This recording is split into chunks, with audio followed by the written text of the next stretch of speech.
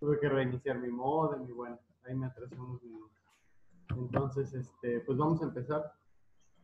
Básicamente lo único que tenemos que recordar es que bueno, ustedes ya estuvieron tomando en días anteriores acompañamiento. Entonces, básicamente es lo mismo, ¿no? Lo máximo que podemos sacar es 85. De esos 85 dividimos 30% es de su portafolio final, que igual va a ser como su producto. Los otros 40 puntos los vamos a dividir en sus 3 tareas que vamos a tener durante los 3 días. El miércoles acabamos el acompañamiento. Entonces la primera vale 10, las otras dos valen 15, ya cuando se toman los 40. Los otros 15 pues ya saben, su asistencia, su participación y su comportamiento.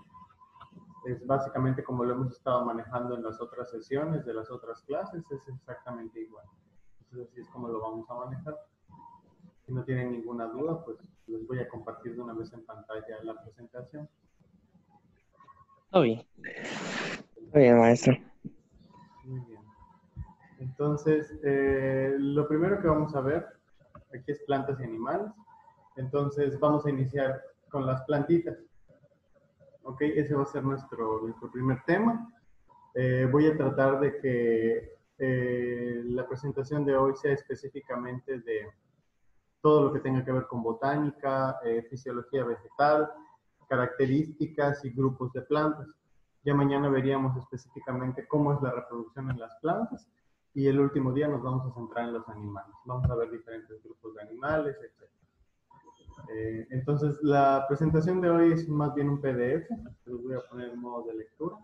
Está muy sencillito y pues vamos a ir avanzando. Conforme vayamos avanzando, ustedes pueden interrumpir por cualquier duda. ¿Puedes leer, Gina, por favor? Botánica es la rama de la biología que se ocupa del estudio de las plantas. En el siglo IV a.C., Teofrastro, filósofo, es considerado como el padre de la botánica. Así es. Vamos a ver que Teofrasto fue un filósofo, o sea, su área era completamente diferente, pero era muy parecido a Aristóteles en el aspecto que era, pues, como naturalista, ¿no? Entonces, a él se especializaba mucho en las plantas. En el tiempo de Teofrasto, de todos estos filósofos, ellos clasificaban a las plantas de manera diferente. Para empezar, bueno, eran las plantas como tal, pero todas estaban englobadas en lo mismo, ¿no? Si fuera hongo, si fuera alga, cualquier cosa, planta acuática, planta terrestre. Entonces, cualquier cosa que tuviera la apariencia de una planta, para ellos era considerado como tal. Otra cosa interesante es que, por ejemplo, ellos distinguían, ¿no? Dos grupos principales en ese tiempo. Estaban las que se convertían en árboles y las que pues simplemente eran las otras plantas, ¿no? O sea, por ejemplo, arbustos, arbences, o sea, que son hierbas comunes, y los árboles eran pues como que los más importantes para ellos porque crecían en mayor tamaño, tenían mayor edad, tenían características diferentes del resto de las plantas. Hoy por hoy, la clasificación que les damos a las plantas está determinada por diferentes cosas.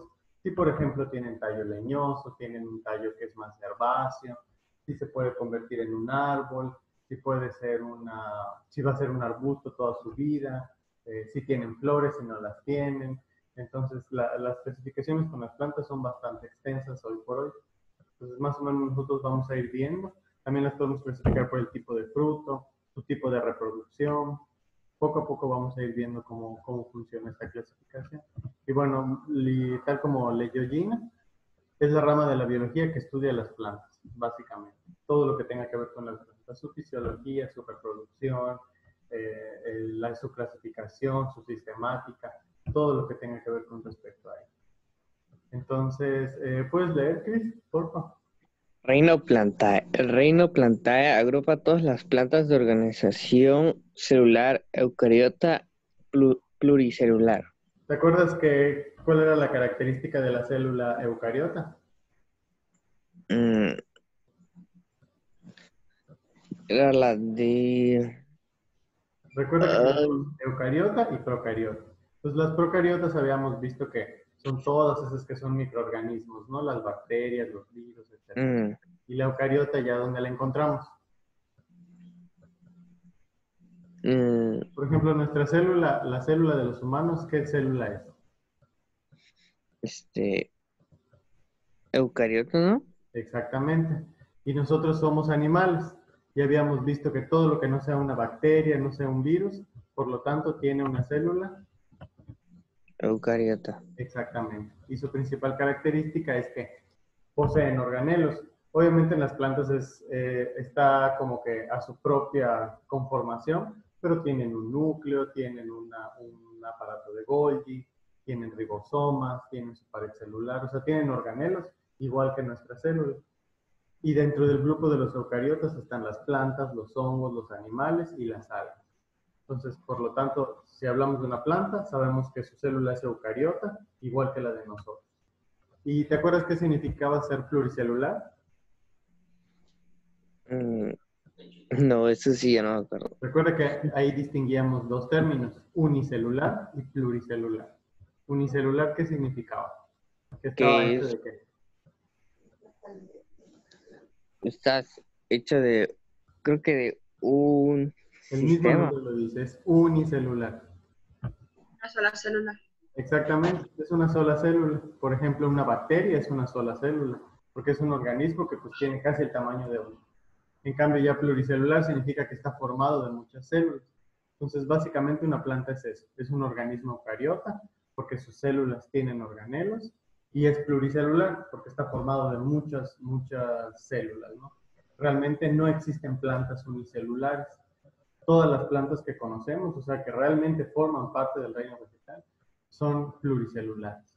Ya si se trata de un organismo unicelular que hace fotosíntesis, una de dos, puede ser una alga o puede ser una bacteria verde azul, que son también fotosintéticas. También en la clase pasada vimos que había bacterias que eran de color rojo, que le daban que también hacen fotosíntesis y que le daban la coloración del agua estancada, pues un color como a hierro, ¿no? Como color rojizo. Este es otro tipo de bacterias que también hacen fotosíntesis. Entonces, bueno, ¿qué importancia tienen las plantas? Realmente son de los organismos más importantes de la Tierra, junto con los que son microorganismos.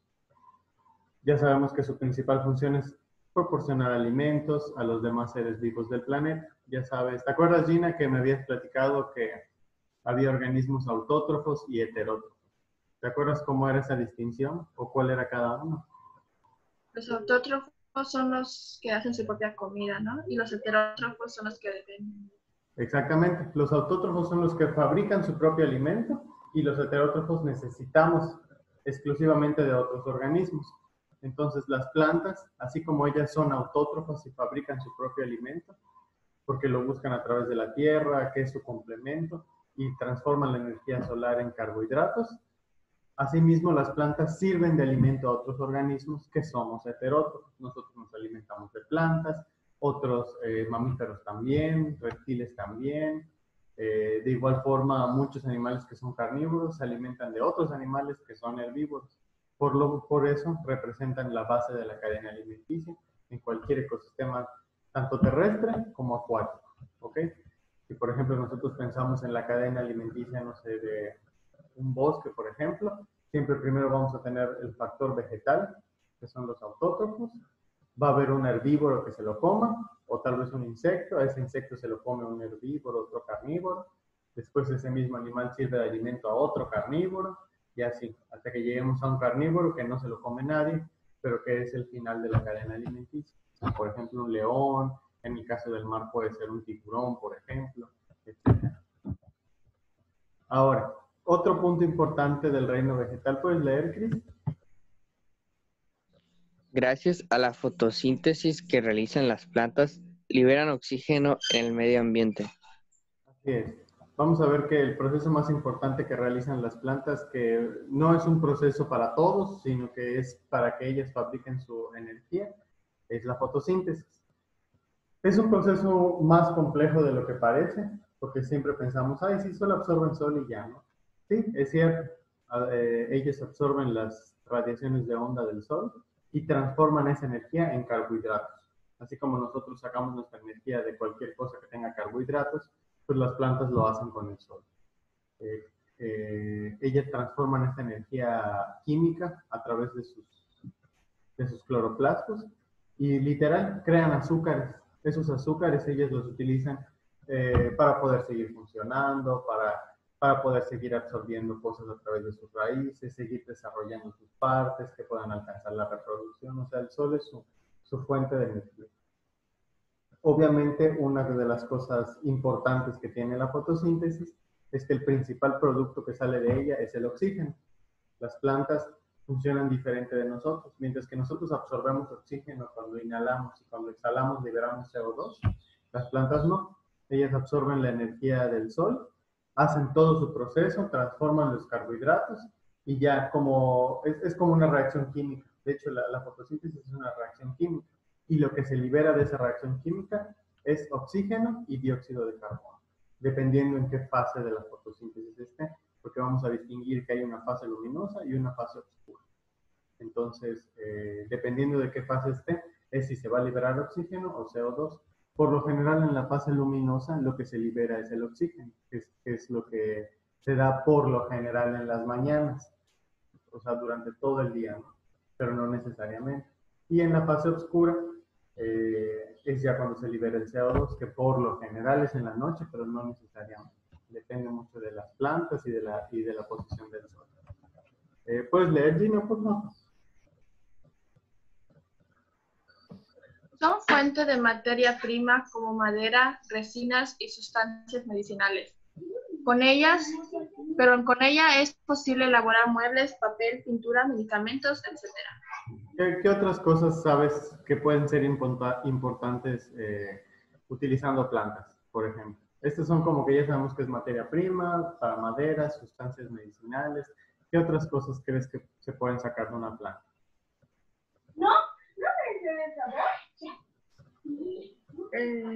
No me acuerdo, no sé, maestro. ¿Tú, Cris, qué te acuerdas o qué importancia crees que le podamos dar a unas plantas, aparte de lo que está ahí en la presentación? ¿A unas qué? ¿Qué otros usos podemos sacar de las plantas, aparte de los que están ahí mencionados?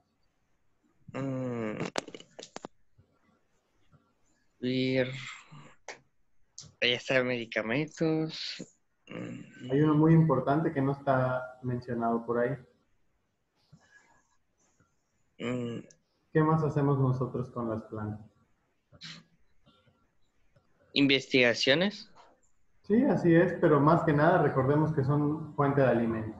O sea, aunque son nuestra materia prima para fabricar muchas cosas, las plantas son nuestra fuente única, bueno, no única, pero principal de alimento.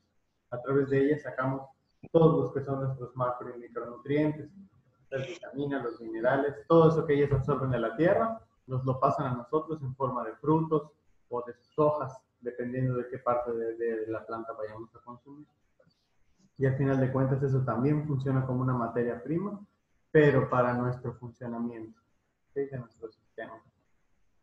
Otra cosa importante que no sé si ustedes sepan es que las plantas protegen el suelo de la erosión. Si ustedes no saben qué es la erosión es un proceso, o más bien es una consecuencia de, bueno, cuando una tierra está suelta. Por ejemplo, si vemos esta imagen, vean ustedes cómo están esos pinos, ¿no? Que están como en un tipo acantilado, ¿ok? Muy probablemente antes de que se formara ese acantilado, ¿ok? Porque se ve que ahí está impactada el lugar, o sea que muy probablemente antes no había nada, pero de repente pusieron cables o vean, a lo mejor seguramente construyeron una carretera o algo así, ¿no? Entonces, como tuvieron que fragmentar una parte del ecosistema, pues todo esto lo hicieron a un lado, ¿ok? Tuvieron que quitar todo ese pedazo de tierra para construir, no sé, la carretera, lo que sea que hayan construido, se pusieron postes de luz, que yo me imagino, porque veo ahí unos cables. Entonces, esta parte de tierra que se quedó sin plantas, que quitaron, obviamente, al no tener plantas que lo sostengan, pues obviamente esto se deslava, como si fuera arena. Entonces, la erosión es una consecuencia en la que la tierra se debilita si no tiene un soporte, ¿ok? Siempre pasa en los lugares que son muy altos, lugares como barrancas, acantilados, pequeños montes o montañas. Si la ausencia de árboles está presente, pues esa tierra ya no se puede sostener a esa altitud. Entonces, poco a poco, cuando venga una lluvia o simplemente cuando hay una sequía, esa tierra se va a ir deslavando y es cuando ocurren, pues ahora sí que como terremotos, ¿no? Entonces se empieza a caer la tierra y se empieza a deslavar, porque lo que hacen las plantas es que cuando ellas empiezan a crecer, como tienen raíces bastante grandes en el caso de estos árboles, pues como que amarran la tierra y la protegen. Entonces la protegen de cualquier proceso de erosión. No importa si cae mucha lluvia, si hay inundación, si ocurre un terremoto, la tierra se puede quedar en un lugar alto, siempre y cuando haya árboles, pues ahora sí que la amarren, ¿no? Si no hay árboles, ocurre lo que estamos viendo aquí. De hecho, vean cómo está aquí en la parte más alta de este acantilado. Vean cómo como que la tierra fue cayendo y se deslavó por todo este lugar, ¿no? Está ahí como escombro. Porque muy probablemente aquí había árboles, pero pues ya los quitaron. Entonces, la erosión es un proceso importante de la tierra, pero desafortunadamente se puede evitar si las plantas están presentes. ¿Ok? Son fuente de leña, la cual sirve como combustible. Eso nos ha quedado bastante claro. Para hacer carbón, casi siempre el carbón es vegetal. Y pues bueno, obviamente todo lo que podemos hacer con el fuego producido por una leña, ¿no? Ahora, ¿cómo clasificamos a las plantas? Les mencioné que había muchas clasificaciones de plantas. Las podemos clasificar por sus frutos, por su reproducción, por el tipo de planta, por el tipo de vida que tengan. ¿A qué me refiero con tipo de vida? Si por ejemplo es acuática, terrestre, semiacuática, etc., ¿no? Entonces aquí yo les puse dos, que son solamente dos de las plantas que tienen. Están las plantas con flores y las plantas sin flores. Las plantas sin flores son criptógamas y las fanerógamas son las plantas con flores. Esas son dos de las divisiones más sencillitas que hay. Pero pues son clasificaciones bastante generales. ¿Ok? Entonces, las criptógamas. ¿Puedes leer, Cris, por favor? Proviene del griego criptos gamos, escondido, unión sexual. Todas las plantas sin semillas. También son llamadas esporófitas, es decir, que se reproducen de manera sexual por esporulación. Se divide en talófitas, pteridófitas y briófitas. Así es. Vamos a ver que las criptógamas son plantas que son bastante diferentes a las demás. O sea, tienen las mismas estructuras, hacen fotosíntesis, pero son como plantas, como prehistóricas, vaya. Los primeros tipos de plantas tenían las características de estas plantas criptógamas, que, bueno, son plantas que no producen semillas. De hecho, se reproducen como si fueran más o menos un hongo, o sea, a través de una espora, ¿ok? No es muy normal que las plantas tengan esporas, pero es un tipo de reproducción. Estas esporas son como si fueran polen, ¿no? El polen en una planta es el gameto masculino que tiene en una planta normal. Cuando ustedes vean una planta que tiene flores y dentro de esa flor hay polen, es porque esa planta tiene la parte masculina también. Y es el polen. El polen es la parte masculina de una planta. ¿Okay? Es lo que tiene el gameto masculino, que en los animales sería el espermatozoide del varón, pues en las plantas es el polen. Entonces, en las plantas que son criptógamas, pues no hay polen, pero hay esporas. Entonces, las esporas ya vienen como que con los dos gametos, tanto el masculino como el femenino. Entonces, cuando la planta se va a reproducir y libera estas esporas viajan por el aire y cuando se topan con un lugar que que es óptimo para su crecimiento, o sea, que haya mucha humedad, que a lo mejor le llegue el sol, automáticamente germinan ahí, pero están viajando en el aire, así como si fuera la espora de un hongo o de cualquier otro animal, así es como se reproduce. De hecho, es un tipo de reproducción que normalmente es asexual, no necesitan de otra planta, no necesitan que haya un macho o una hembra, sino que ellas mismas se pueden reproducir de esa forma a través del proceso que se llama esporulación. Y esporulación simplemente es eso, es liberar las esporas para que se las lleve el aire y que la planta se pueda reproducir. Ahora, ¿qué tipo de plantas tienen esto? Los helechos. Cualquier helecho que ustedes conozcan, que tengan en su casa, que vean en un vivero, tienen este tipo de reproducción. De hecho, los helechos son de las plantas más antiguas que hay en el planeta. Son las primeras plantas que hubo desde la época de los dinosaurios y que existen hasta el día de hoy. ¿Cómo podemos encontrarle esas esporas? Dependiendo del tipo de helecho. Hay unos helechos que, por ejemplo, vamos a suponer que mi mano es... Las que tienen sus puntitos, ¿no? Que creo que es Exactamente, un color café. son como puntitos. De hecho, vamos a suponer que mi mano es como una hoja. Entonces, tenemos el haz de la hoja, que es la parte de adelante, y el embés. El embés es la parte de abajo. Si nosotros volteamos la hojita en el embés de un helecho, vamos a ver como dice Cris, ¿no? Tienen unas bolitas y adentro de esas bolitas se les llama soros. Ahí están el polen de, bueno, no el polen, las esporas, perdón, de los helechos. ¿Qué pasó, Cris? No, no. Ok. Entonces, ya cuando se van a reproducir, sacan estas esporas y se liberan en el aire. Entonces, las briofitas, ¿puedes leer, Gina, por favor?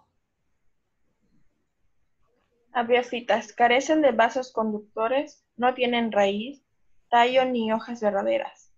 Habitan en lugares húmedos y oscuros. Su cuerpo está dividido en rizoide, que son raíces, cauloide, tallo y filoide, hoja. Ejemplo, los musgos, hepáticas y antoceros. Así es, vamos a ver que las briofitas son un grupo de plantas que son un poco raritas. No son como las plantas normales. Son plantas primitivas también. No son tan antiguas como los helechos y las pteridofitas. Pero pues bueno, la ventaja que tienen estas plantas es que como que se parecen mucho a las algas, pero siguen siendo plantas, porque siguen siendo terrestres y tienen todas las características de una planta. Pero son plantas muy sencillas. De hecho, sus estructuras son así súper simples, no tienen mayor complejidad. Normalmente una planta común y corriente, cualquier árbol, cualquier planta con la que se topen ustedes en la calle, tiene vasos conductores. Así como nosotros tenemos un sistema circulatorio, las plantas lo tienen también. Entonces, esos vasos conductores son el famoso xilema y el floema. El xilema transporta agua y el floema también transporta agua, pero también tiene sustancias necesarias como azúcares y nutrientes. ¿Okay? Esto lo tienen todas las plantas, pero las briofitas no tienen vasos conductores. De hecho, tampoco tienen raíz ni hojas verdaderas, que son los órganos comunes en una planta. Ellos crecen en lugares húmedos y oscuros y no podemos distinguir en ellas cuál es la raíz, cuál es el tallo, cuál es una hoja, porque básicamente todo su cuerpo es fotosintético. Entonces, no, de hecho, dentro de los ejemplos dice ahí que están los musgos. Si ustedes han visto los musgos, el musgo es como un moho, es así, como si fuera un hongo. Son solamente pelitos que pueden ser verde oscuro o verde claro, y están pegados a la pared. Ahí es donde están creciendo. Tienen algo parecido a una raíz, que es un rizoide, así se le llama. Tienen algo parecido a un tallo, que básicamente es casi toda la planta, porque es como un palito. Y no tienen hojas, porque sus hojas están dentro de ese mismo tallo, que hace fotosíntesis también. Entonces los musgos son el clásico ejemplo. De hecho, aquí está la anatomía de un musgo para que ustedes lo sepan. Este es el musgo más común que hay. Es no recuerdo el nombre, pero esto que ven aquí es un rizoide, ¿ok? Se le llama caudillo a la base de esa raíz, que es donde están los rizoides, que no son raíces verdaderas, porque una raíz verdadera absorbe cosas. En cambio, las raíces de un musgo no absorben nada, simplemente sirven para que el musgo esté pegado a la pared o al suelo, pero no está absorbiendo nada. En cambio, la raíz de una planta normal, si nosotros la cortamos, vamos a ver que al microscopio que tiene tejidos conductores, que absorbe agua y nutrientes de la tierra. Los musgos no absorben nada. Sus rizoides solo les sirven para estar anclados a algún lugar. Tenemos los filoides, que son parecidos a hojas, pero son estructuras duras, ¿ok? Y no son igual que las hojas, porque las hojas en una planta normal tienen un tiempo de vida. Sabemos que pueden vivir de una semana a 15 días, dependiendo del tipo de planta, y después se caen de la planta y mueren. Los filoides no, están presentes todo el tiempo en la planta, digo, en el musgo, y nunca se van a morir. Hacen fotosíntesis y ahí están, ahí se quedan. Otra cosa que tienen es que es el pie, ¿no? o la estructura reproductora no es una flor como la mayoría de las plantas. sino que es una varita que tiene, como ustedes lo ven, como si fuera una aspiradora, y por ahí van a salir sus esporas, porque se reproducen por esporas también. Entonces, son plantas, sí, pero tienen estructuras diferentes que hacen funciones distintas.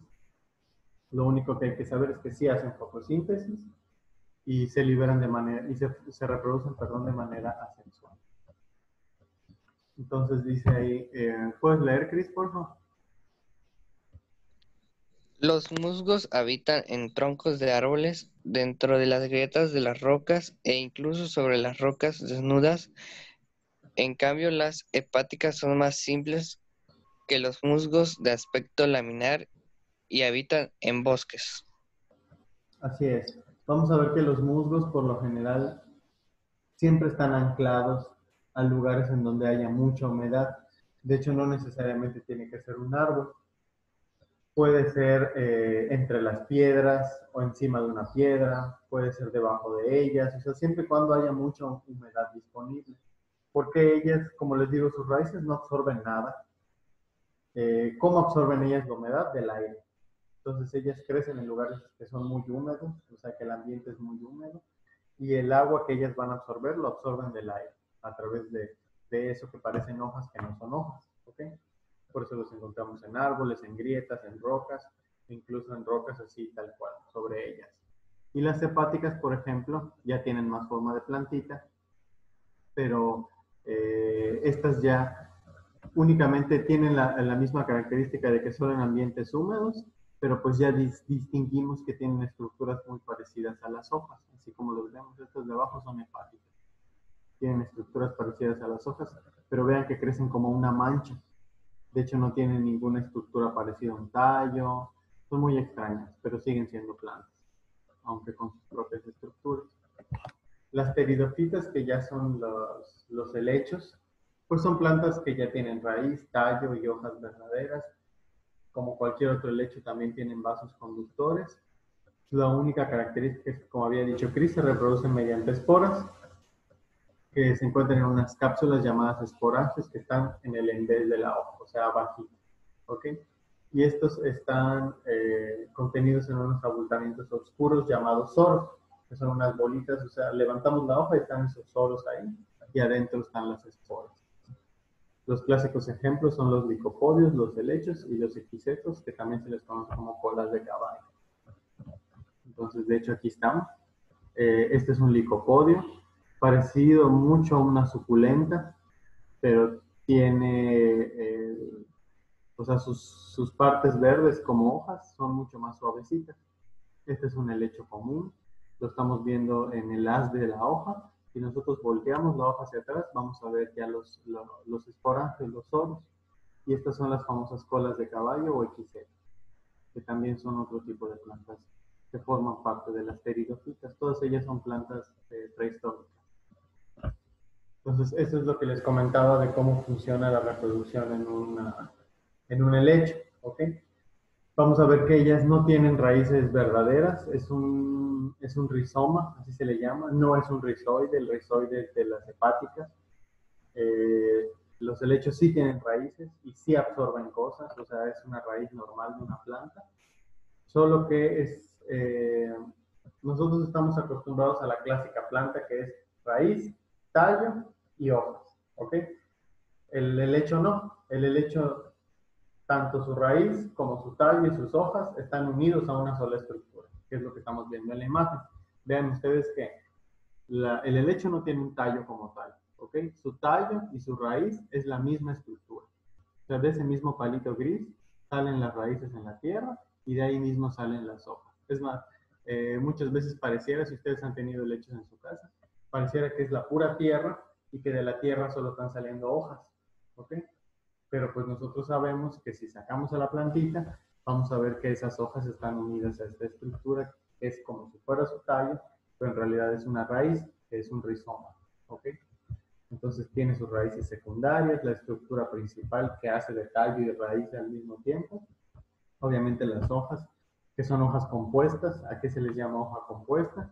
Una hoja simple es la hojita de un árbol, por ejemplo, un árbol común. Y una hoja compuesta, pues ya es como esta, ¿no? Que tiene como que varios foliolos pegados a un palito, ¿ok? Si nosotros volteamos al helecho, ahí vamos a ver los soros, que son bolitas, y adentro están las esporas. Todas ellas para reproducción asexual.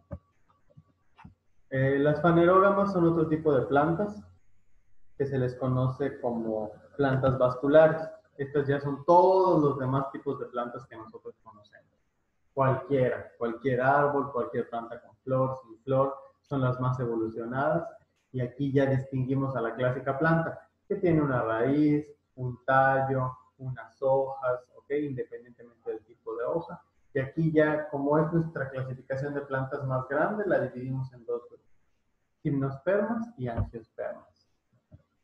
Entonces, las gimnospermas, nada más para que ustedes recuerden, son plantas leñosas, son de mayor longevidad, o sea, que viven más tiempo. La principal característica, y por el motivo que se llaman gimnospermas, es que no producen frutos, ¿ok? Tampoco producen flores. Su forma de reproducción es completamente diferente. ¿Cuál podemos encontrar dentro de esta característica? Están los pinos, los cipreses, las secuoyas, las cícadas y los ginkgo biloba. Son plantas que no producen flores, se reproducen de manera sexual y asexual también, pero su principal característica es que no producen ni flores ni frutos, ¿ok? Y por el contrario, las angiospermas son igual, la clásica planta con tallo, raíz y hojas, tienen tejidos conductores y se les llama angiospermas porque estas sí producen frutos y además sus frutos adentro contienen semillas. Y obviamente antes de ser frutos también fueron flores. Primero es la flor se fecunda, se convierte en un fruto y dentro de ese fruto hay semillas. Una planta convencional como siempre la conocemos. Por ejemplo, una naranja, una manzana, cualquier planta que en el interior de su fruto tenga semillas, es una angiosperma, ¿ok? Bueno, dentro de las angiospermas distinguimos a las cotiledóneas y dicotiledóneas. Las monocotiledóneas son las que cuando germina la plantita solamente tienen un cotiledón, como por ejemplo el maíz. Si nosotros sembramos un maíz, vamos a ver que sale el tallito, sale una estructura así como una hojita, y de aquí empieza a salir ya ahora sí que las verdaderas hojas de la planta. En cambio, una dicotiledónea, en lugar de que solo tenga un cotiledón, tiene dos. ¿Qué plantas pueden ser? Por ejemplo, como un frijolito. Si nosotros ponemos a germinar el frijolito, de repente sale el tallo, sale algo así, se abre y en medio empieza a salir la verdadera planta, ¿ok? Entonces esas primeras dos hojitas se les llaman cotiledones. Si solo tiene uno es una monocotiledonia y si tiene dos es dicotiledón, ¿ok?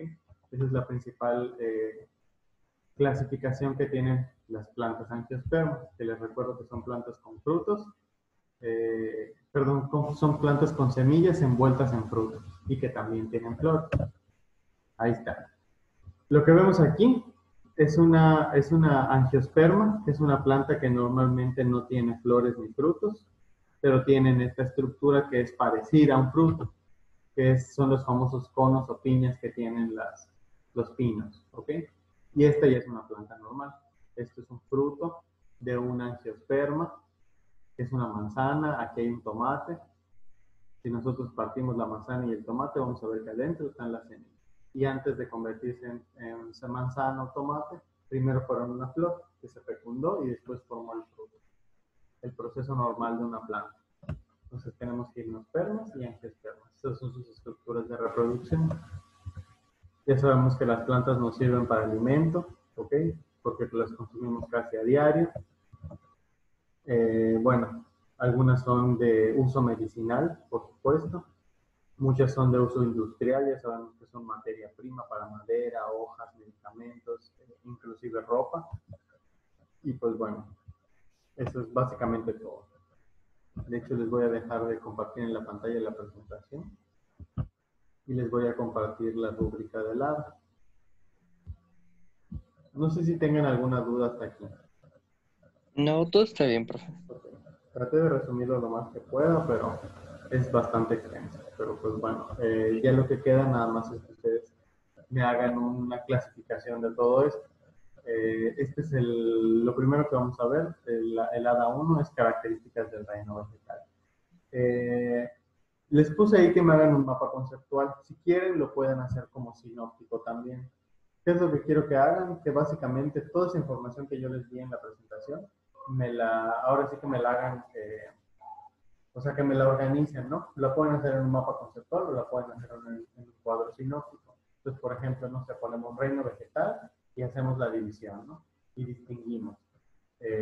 Primero vamos a poner a las plantas que son más primitivas, después a las plantas normales. Ya vimos cuál es el nombre de cada una, ¿ok? Ya, por ejemplo,